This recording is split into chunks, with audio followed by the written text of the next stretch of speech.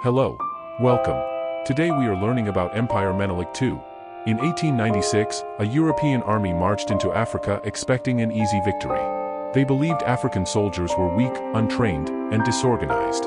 What they didn't expect was one of the most devastating military defeats in European colonial history. This is the story of Emperor Menelik II of Ethiopia, the African general who humiliated Italy, shattered the myth of European military superiority, and changed world history. Who was Menelik II? Menelik II was not just a king, he was a strategist, diplomat, and modern thinker. Emperor of Ethiopia from 1889 to 1913, ruled one of the oldest independent states in the world, understood both African warfare and European politics. Unlike the stereotype often presented in history books, Menelik was well informed about Europe. He read treaties carefully, studied foreign powers, and built alliances long before war ever began.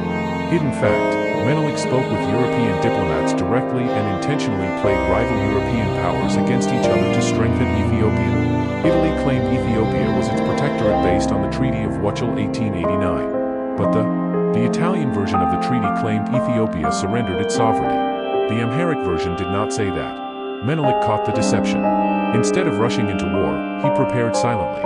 How Menelik prepared for war? He modernized his army. Menelik acquired modern rifles, artillery, ammunition. Through diplomacy, not dependence, Ethiopia entered the war better armed than many European armies expected. He united Ethiopia. Menelik brought together Amhara, Oromo, Tigray, other ethnic groups. This unity was rare and powerful.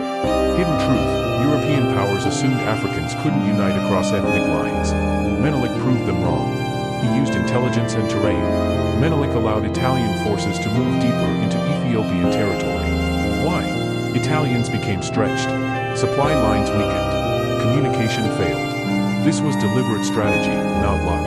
The Battle of Adwa, 1896. At Adwa, Italy made a fatal mistake. They split their forces, underestimated Ethiopian numbers, expected Africans to retreat. Instead, they were surrounded. By the end of the battle, over 6,000 Italian soldiers were killed, thousands captured. Italian officers surrendered to African commanders. It was one of the worst defeats in Italian military history. For the first time in the modern colonial era, an African army defeated a fully modern European force. A European power was forced to recognize African independence. Italy signed a treaty recognizing Ethiopia as a sovereign nation. Ethiopia remained uncolonized. Global impact: Menelik's victory inspired Black communities in the United States, anti-colonial movements across Africa, Caribbean resistance leaders.